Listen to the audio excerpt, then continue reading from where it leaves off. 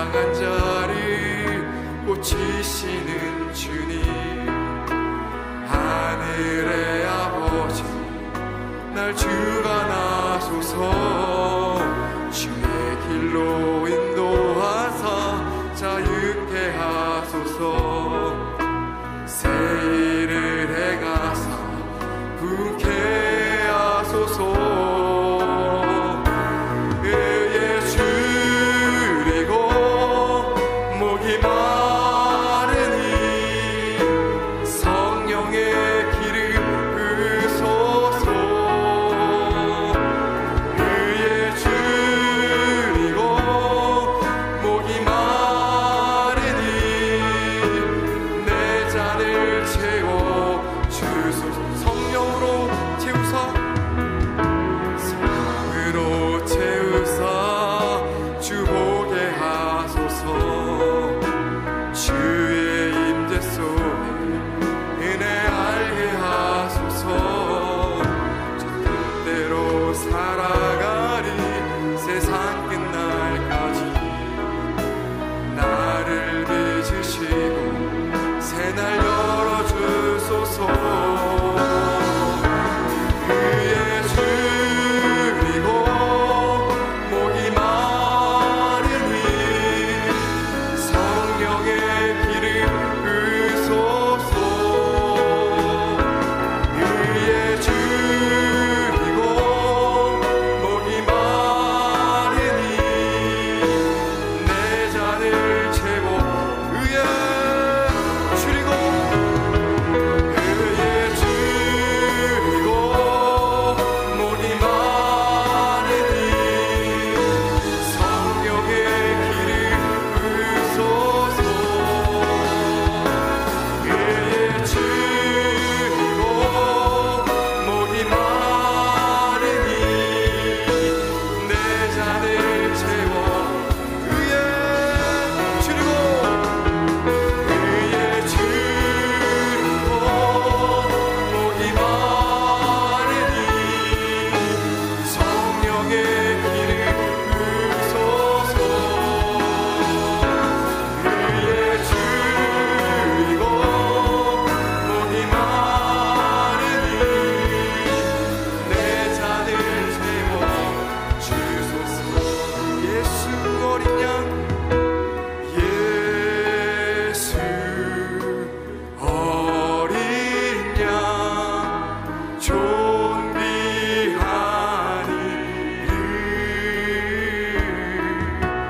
예수 어린 양 존귀하니 예수 어린 양 고백합니다. 예수 어린 양 존귀하니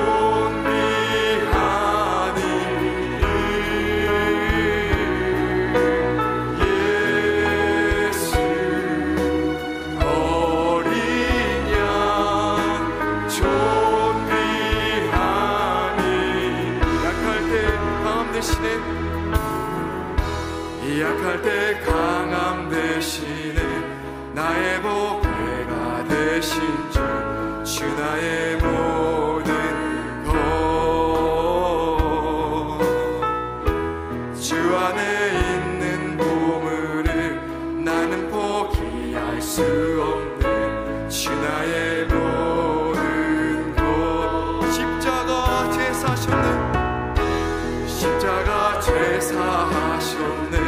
주님의 이름 찬양해 주 나의 모든 것. 쓰러진 나를 세우고 나의 빈잔을 채우네 주 나의 모든 것. 예수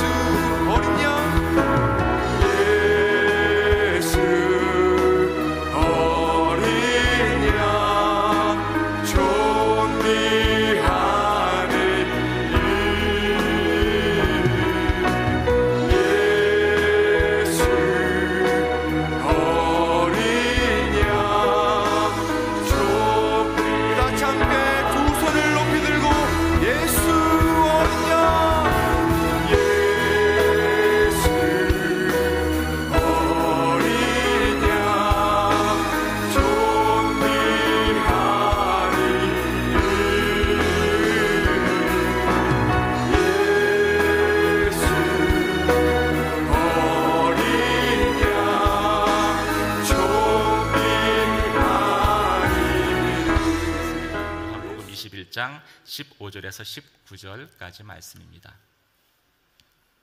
요한복음 21장 15절에서 19절까지 말씀을 저와 여러분이 함께 읽겠습니다. 그들이 아침 식사를 끝마치자 예수께서 시몬 베드로에게 말씀하셨습니다. 요한의 아들 시몬아, 내가 이 사람보다 나를 더 사랑하느냐? 베드로가 말했습니다. 예, 주여, 제가 주를 사랑하는 것을 주께서 아십니다. 예수께서 베드로에게 말씀하셨습니다. 내 어린 양떼를 먹여라. 예수께서 베드로에게 다시 말씀하셨습니다. 요한의 아들 시몬아, 내가 나를 사랑하느냐? 베드로가 예수께 대답했습니다. 예, 주여, 제가 주를 사랑하는 것을 주께서 아십니다. 예수께서 베드로에게 말씀하셨습니다. 내 양떼를 쳐라. 예수께서 베드로에게 세 번째로 말씀하셨습니다. 요한의 아들 시몬아, 내가 나를 사랑하느냐? 예수께서 세 번째, 내가 나를 사랑하느냐 하고 물으시자 베드로가 근심하며 말했습니다. 주여, 주께서는 모든 것을 아십니다. 제가 주를 사랑하는 것을 주께서 아십니다. 예수께서 베드로에게 말씀하셨습니다. 내 양떼를 먹여라. 내가 진실로 진실로 내게 말한다. 내가 젊어서는 스스로 옷 입고 원하는 곳으로 다녔지만 늙어서는 남들이 내 팔을 벌리고 너를 묶어 내가 원하지 않는 곳으로 너를 끌고 갈 것이다. 함께 읽겠습니다. 예수께서 이렇게 말씀하신 것은 베드로가 어떤 죽음으로 하나님께 영광 돌릴 것인지를 알리기 위함이었습니다. 그러고 나서 예수께서 베드로에게 말씀하셨습니다. 나를 따르라. 아멘.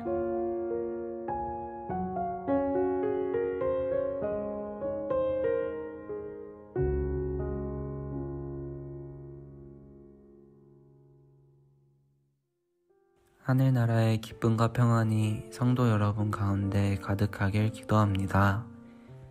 제가 있는 곳은 레바논 베카라는 지역입니다. 레바논은 중동에서 유일하게 종교활동이 자유로운 나라로 10여 년 전 내전을 겪은 시리아 난민들이 이곳으로 대거 피난해 왔습니다. 이들은 시리아 국경지대에서 단체로 텐트촌을 형성하거나 마을 사이사이에 단독 텐트를 지어 살고 있는데 저희 팀은 특별히 온누리 센터 주변에 위치한 단독 거주 난민들을 섬겼습니다. 청년인 저희들은 젊은 친구들과 비교적 쉽게 관계를 맺을 수 있었고 친구들 가정의 자녀들을 대상으로 교육사역을 시작했습니다. 또 혹여 전쟁 트라우마를 겪을 수 있는 아이들을 위해 미술치료를 진행하고 더불어 복음도 전했습니다. 다행히 아이들은 무슬림 출신임에도 복음에 아무런 거리낌이 없었습니다. 현재는 그 아이들의 가정에 복음을 전하고 있는데 주변인들이 모두 무슬림이고 일생을 무슬림 환경에서 자라온 이들이 예수님을 영접하기란 쉽지 않습니다.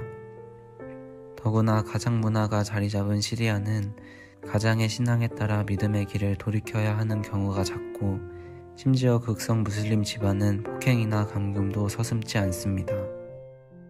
이렇게 이슬람이 지배하고 있는 땅에서 자유롭게 복음을 전할 수 있음은 큰 축복이요 은혜입니다. 하나님께서 손수 일구시고 모든 것을 준비해 놓으신 이 땅에서 저희는 추수만 하면 됩니다. 저희 팀의 목표는 청년 예배자 5명을 세우는 것입니다. 청년들을 비롯해 이곳에서 만난 모든 영혼들에게 복음이 잘 흘러가도록 기도해주세요. 또 그 언젠가 모든 시리아 난민들이 주님의 사랑과 복음을 마음에 품고 고향으로 돌아갈 수 있도록 기도해주세요. 감사합니다. 본문은 예수님께서 부활하신 후에 세 번째 제자들에게 나타나신 사건입니다. 그런데 베드로는 21장 1절 3절에 보면 물고기 잡으러 가노라. 3절에 21장 3절에 보면 나는 물고기 잡으러 가겠소. 그리고 디베라 호수로 나갑니다. 베드로가 왜 물고기를 잡으러 나갔겠습니까? 내가 물고기 잡으러 가겠다는 것은 나는 이제 예수님의 제자의 삶을 포기하고 다시 과거로 갈릴리 호수에서 고기 잡는 어부로 살아가는 삶으로 되돌아가겠다라는 메시지인 것입니다. 왜냐하면 이 시점이 예수님께서 부활하신 이후였고, 그저께 살펴본 본문대로 막달라 마리아가 제일 먼저 여인들과 함께 무덤이 비었다는 걸 보았고, 베드로에게 가장 먼저 알렸지 않습니까? 그래서 베드로와 요한이 예수님의 무덤이 비었다는 것을 보았습니다. 그리고 두 번째로 도마가 없는 자리에서 나머지 제자들과 함께 부활하신 예수님을 보았습니다. 베드로는. 그러므로 이 시점은 예수님이 부활하셨다는 것을 베드로가 알고 있었던 시점입니다. 그렇다면 이 시점에서 베드로는 어떠한 일을 해야 할까요? 당연히 추정해 볼 수 있는 것은 부활하신 예수님을 기다리는 마음, 또 제자들과 함께 예수님께서 오시기를 기도하는 마음, 예수님의 부활에 대해서 제자들과 함께 더 깊은 기도와 대화를 나누는 것이 정상적인 상태일 텐데, 나는 물고기 잡으러 가겠다라는 것, 그것은 제자의 삶에 대한 회의, 두려움, 이것이 그에게 찾아온 것입니다. 그를 그렇게 이끌어간 것은 베드로의 실패였습니다. 베드로의 제자의 삶에서 예수님을 3번 부인한 그 사건, 그의 믿음의 실패, 예수님께 대한 배신의 기억이 그의 삶을 억누르고 있었기 때문입니다. 그래서 어떤 의미에서 베드로는 예수님의 부활이 두려웠던 것입니다. 예수님이 죽음으로 끝나면 자신의 실패도 덮어질 텐데, 예수님이 살아나셨으니 자신의 실패의 기억에 대한 문제를 반드시 해결하지 않으면 베드로는 예수님 앞에 서기가 두려운 것입니다. 그래서 예수님께서 2차례 제자들에게 나타나셨고, 그중 한 번은 자신도 예수님을 만나보았지만, 그 부활하신 예수님의 그 부활을 증거하고 증인으로서의 삶을 살아가기 원하는 결단보다는, 나는 자격이 없어, 예수님을 부인한 내가 이제 예수님께 쓰임받을 수 있을까? 라는 그러한 자괴감, 자신에 대한 실망, 절망감, 자신의 믿음의 실패에 대한 기억이 예수님이 부활하셨음에도 불구하고 이 베드로의 마음을 억누르고 있었던 겁니다. 그것이 나는 물고기 잡으러 가노라 했고, 다른 제자들도 함께 거기에 동조하여 물고기 잡는 장면이 21장에 등장하는 것입니다. 부활하신 예수님께서 실패한 베드로를 찾아오신 사건이 오늘 우리에게 어떤 의미가 있겠습니까? 우리가 실패와 좌절, 절망, 그것이 나의 죄, 허물, 문제, 심지어 불순종, 배신일지라도 부활하신 예수님은 우리를 포기하지 아니하시고 우리를 찾아오신다는 것입니다. 그리고 우리를 다시 회복시켜 주시기 원하시는 것입니다. 다시 소명의 길을 걷도록 인도하신다는 겁니다. 그래서 이 본문은 우리에게 너무 중요한 것이고, 오늘 특별히 이 자리에는 선교사님들도 계시고, 또 이 방송을 듣는 선교사님들도 계실 겁니다. 또 목회자들도 계실 겁니다. 또 우리 각자의 삶 속에 제자로 헌신한 성도님들, 나같이 이렇게 실패하고 불순종한 일을 주님께서 사용하실까? 라는 그러한 절망과 실패의 기억에 사로잡혀 있는 이들에게 예수님은 찾아오셔서 다시 일으켜 주십니다. 이런 예수님이기에 예수님은 우리에게 길과 진리와 생명이 되시는 분입니다. 세상은 다 실패한 일을 버립니다. 실패한 이는 탈락시킵니다. 그러나 예수님은 결코 버리지 아니하십니다. 우리의 성공, 실패보다 더 중요한 주님의 사랑이 있기 때문이고 그 사랑이 우리를 다시 일으켜 세웁니다. 이 부활하신 예수님께서 베드로를 회복시키기 위해서 이 21장 사건에서 세 가지 상황, 세팅을 준비합니다. 첫 번째 상황은 물고기를 잡으러 가노라라고 하고 이제 다른 동료 제자들과 함께 갈릴리 호수에 나가 그물을 내리고 있었지만 한 마리도 잡지 못하는 이 상황이 벌어진 겁니다. 빈 그물, 베드로가 내린 그물이 계속 비어서 올라온 것입니다. 베드로는 뭔가 심상치 않은 일이 일어날 것 같은 느낌이 들었을 겁니다. 그리고 과거에 그가 예수님을 어떻게 따르게 되었는가를 다시 회상하게 되었을 겁니다. 우리가 잘 아는 대로 누가복음 5장에서 베드로가 모든 것을 버려두고 예수님을 따르던 그때가 있었습니다. 그때도 베드로는 빈 그물이었습니다. 그때는 베드로가 밤이 맞도록 그물을 내렸지만 한마디도 얻지 못한 상태에서 베드로는 예수님의 말씀을 들으려고 있었던 것이 아니라 베드로의 배, 시몬의 배의 옆에서 많은 군중들이 모인 자리에 예수님이 가르치고 계실 때 시몬의 배에 오르신 것입니다. 비어있는 배였기 때문에. 그렇게 예수님이 시몬을 찾아오신 상황이었습니다. 베드로는 내키지 않았습니다. 사실 동생 안드레를 통해 먼저 예수님을 소개받았지만 따르지 않았습니다. 베드로는 현실적인 사람이었기 때문이죠. 이렇게 하루하루 먹고 살기가 힘드는데 하루를 그물을 내리지 않으면 살 수가 없는데 어떻게 저렇게 한가하게 말씀이나 들으러 다니나 라고 생각했을지 모릅니다. 베드로는 이미 안드레를 통해서 한 차례 예수님을 만난 적이 있습니다. 그때 예수님께서 내 이름을 장차 게바라 하리라, 베드로라 하리라 이름부터 바꿔주셨어요. 베드로는 그때 응답하지 않습니다. 어쩌면 기분 나빴을 수도 있어요. 당신이 뭔데 내 이름을 바꿔. 그런 마음으로 그 만남이 끝났을 수도 있어요. 그리고 예수님이 자신의 배에 오르셔서 말씀을 가르치고 깊은 데로 가서 그물을 내리라. 선생님이여, 제가 밤이 맞도록 그물을 이미 내렸지만 한 마리도 얻지 못했습니다. 이 말은 당신의 말은 틀린 말입니다. 그런 뜻입니다.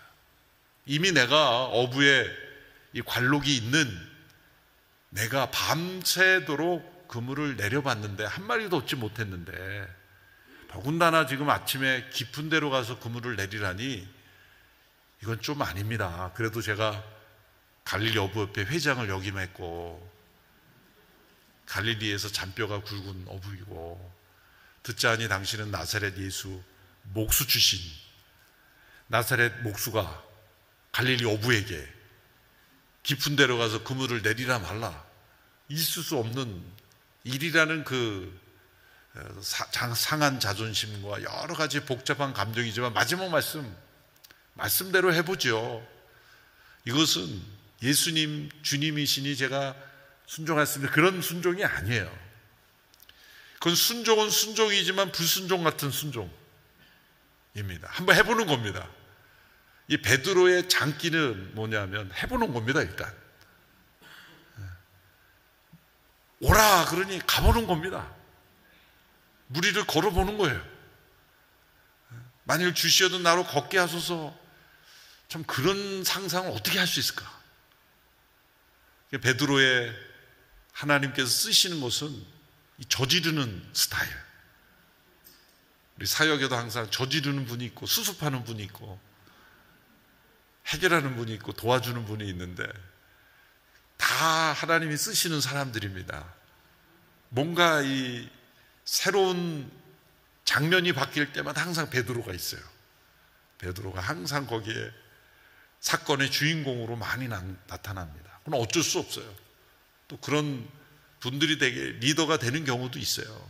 아무런 일이 일어나지 않는다고 리더십의 은사가 없을 수도 있어요. 그러니까 베드로는 실패를 해도 난 물고기 잡으러 가니까 사람들이 따라오잖아요. 이 실패 현장에도 끌고 다니는 사람. 그러니까 어떤 리더의 은사가 있기 때문에 하나님이 베드로를 이렇게 주목하시는 거예요. 예수님께서 이 베드로를 찾아오셔서 회복시켜야 영향력이 있는데, 이 실패한 대로 예수님 버려보세요. 실패로 얼마나 많은 사람을 끌고 가겠어요 또. 그러니 베드로를 회복시키는 것이 매우 중요하고, 결국 가톨릭에서는 초대 교황이라 이렇게 일컬지만 예루살렘 교회의 중요한 기둥이 되었습니다.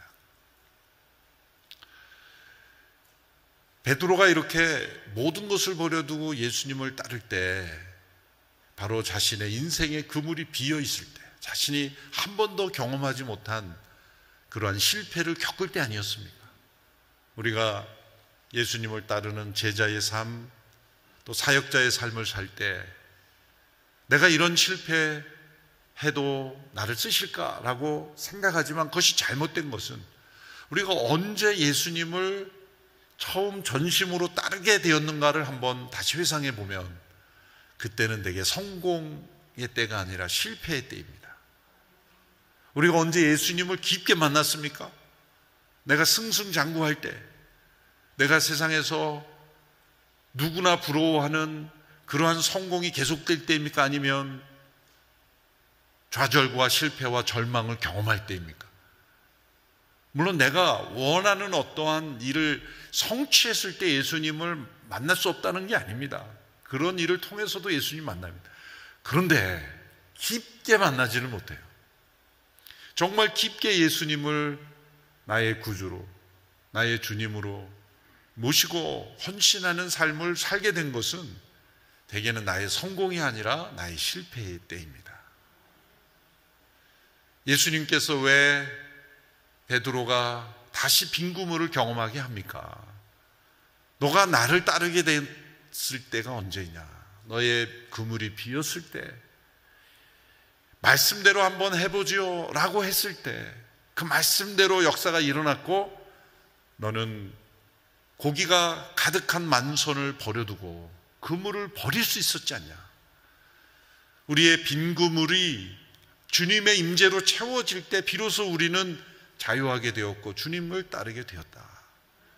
우리의 실패의 기억을 치유하는 중요한 첫 번째는 내가 어떻게 예수님을 믿고 따르게 되었는가를 다시 그 순간으로 돌아가 보는 겁니다. 그때는 성공보다는 실패가, 나의 자랑보다는 연약함이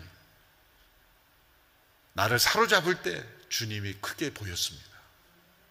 그러므로 내가 이제 실패했기 때문에 예수님께서 나를 쓰시지 않을 거다, 합당하지 않다라는 것은 예수님의 사랑을 제한하는 것이고 예수님의 능력을 제한하는 것이고 예수님을 진정한 길과 진리와 생명으로 모시지 않는 것입니다.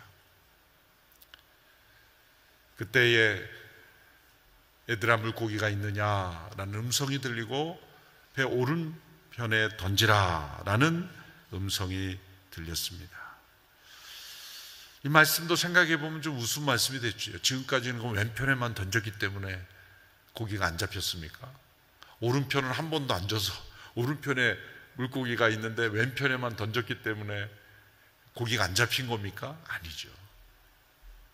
예수님이 이 호수에 있는 고기들에게 명령하신 거예요. 얘들아 오른쪽으로 모여라.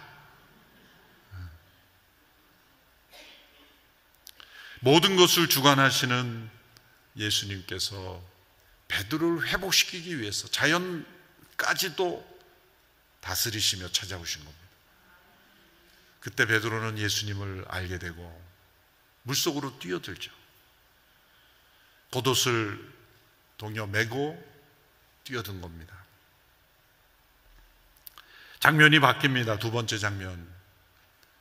이제 물에서 젖은 그 옷을 입고 무트로 올라온 그 제자들에게 예수님께서 숯불을 피워두고 제자들이 잡아온 생선을 구워주십니다. 부활하신 예수님께서 이렇게 숯불을 피우시고 제자들에게 아침을 준비해 주시는 이 장면, 우리가 잘 아는 장면입니다.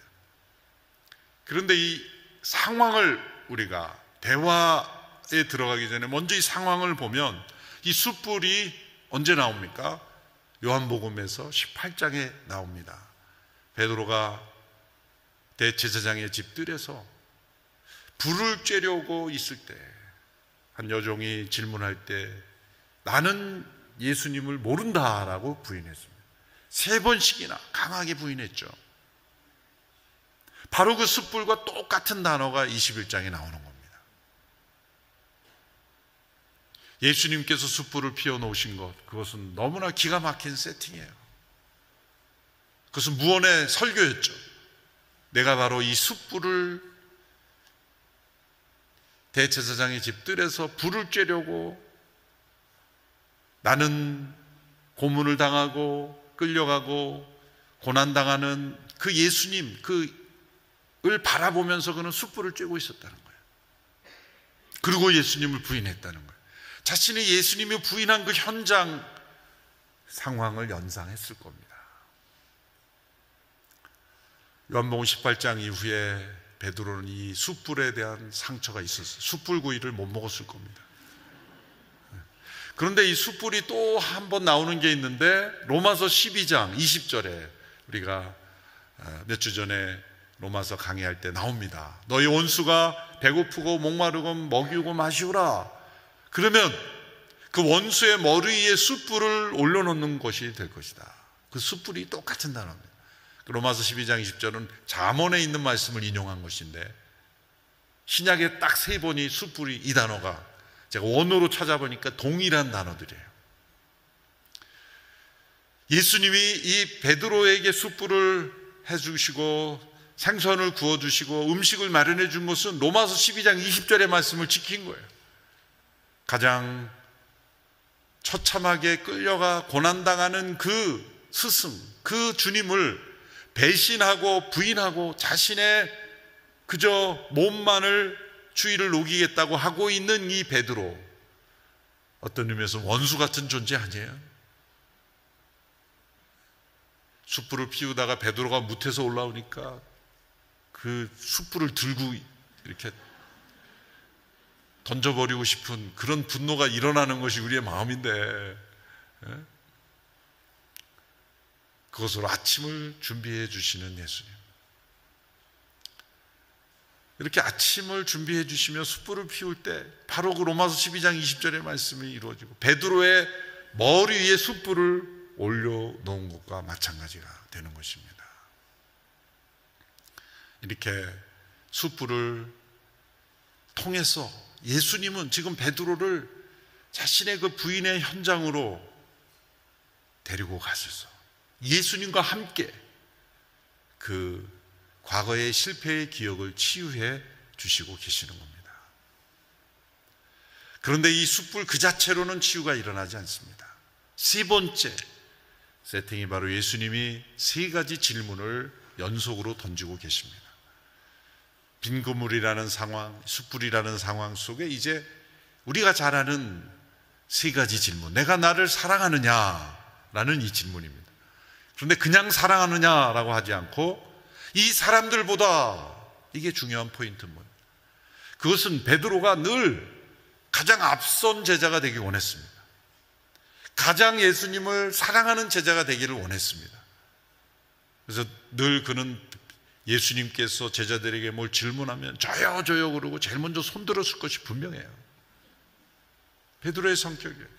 예수님께서 제자들의 이 실패를 미리 말씀하셨잖아요. 예수님께서 너희가 나를 부인하리라 예수님께서 말씀하셨어요.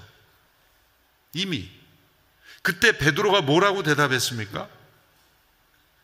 모두가 주를 버릴지라도 나는 주를 버리지 않겠습니다.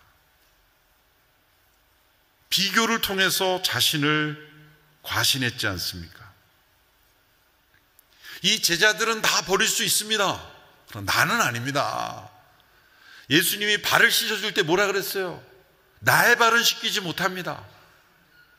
그러면 너가 상관이 없는데 그러면 머리도 씻겨주세요. 베드로의 이 모습을 보면 언제나 앞서기를 원했고 다른 사람과 비교해서 더 예수님을 사랑하는 자로 인정받기를 원했습니다. 그래서 그는 더 큰 실패를 했던 겁니다. 예수님께서 이 사람들이 나를 사랑하는 것보다 내가 나를 더 사랑한다고 말했지 않느냐? 그 말이 사실이냐? 3번 질문하죠. 언어로 과거에는 아가페로 질문하시고 필레오로 대답하고, 아가페로 질문하시고 필레오로 대답하고, 3번째 필레오로 대답하니까 필레오로 대답했다. 근데 요즘은 그게 문체의 특징이지 그렇게 큰 의미는 없다, 그렇게 해석을 합니다마는, 그러나 마지막에 예수님께서 동일하게 베드로가 대답한 대로 필리오의 사랑으로 나를 사랑하느냐 라고 그랬을 때 베드로가 근심하였다. 그게 포인트입니다. 첫 번째도 두 번째 질문도 그는 근심하지 않았습니다. 내가 주를 사랑하는 줄 주께서 하십니다 라고만 대답했지만, 3번째 질문에는 근심하여.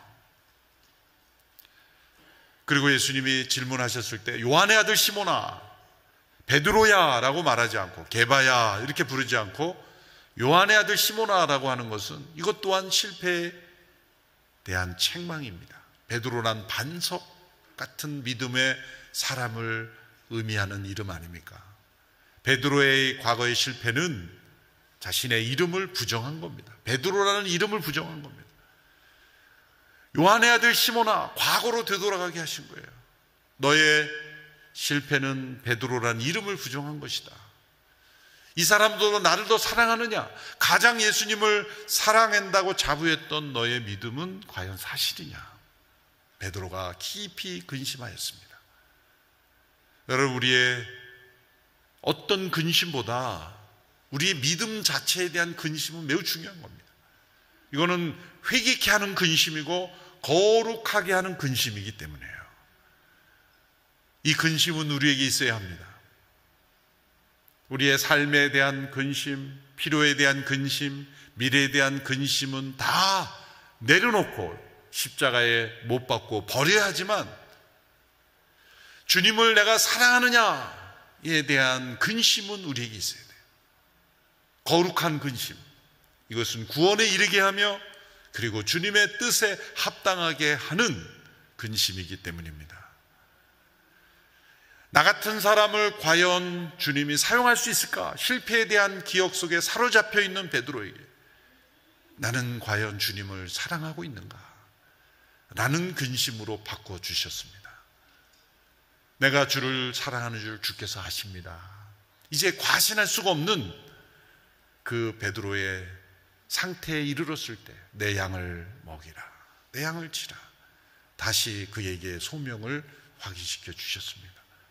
예수님은 이 3가지 세팅, 또 3가지 질문을 통해 베드로의 마음속에 있는 그 숨겨놓았던 사랑을 다시 일으켜 주셨고, 자신의 실패에 사로잡혀서 주님의 부활의 증인이 되지 못하는 모든 장애물들을 하나하나 제거해 주셨습니다. 이 새벽이 그런 새벽들이 되기를 바랍니다. 자신의 실패의 기억을 묻어두지 마시고 주님과 함께 그 실패 현장으로 가십시오. 나의 빈 그물로 돌아가 보세요. 나의 배신의 숯불 앞에 다시 서보십시오. 주님이 내가 나를 사랑하느냐라는 질문 앞에 서보십시오. 그때 우리는 베드로처럼 근심할 수밖에 없을 겁니다. 바로 그 근심이 회개에 이르게 하고 그 회개가 다시 시작할 수 있는 소명의 길로 우리를 인도할 겁니다. 이 40일은 우리가 새해 우리 자신의 의지로 새로운 결심을 하는 기도가 아닙니다. 내가 이렇게 한 해를 살아보겠습니다 라는 그런 결심은 30분도 못 갑니다. 우리의 결심보다 더 중요한 것이 주님의 사랑에 대한 우리의 응답, 나의 과거의 실패, 연약함, 허물을 정직하게 대면하고, 그러나 주님의 사랑으로 나를 일으켜 주시는 그 주님의 손을 잡고 다시 일어서는 자만이 다시 넘어지지 않습니다.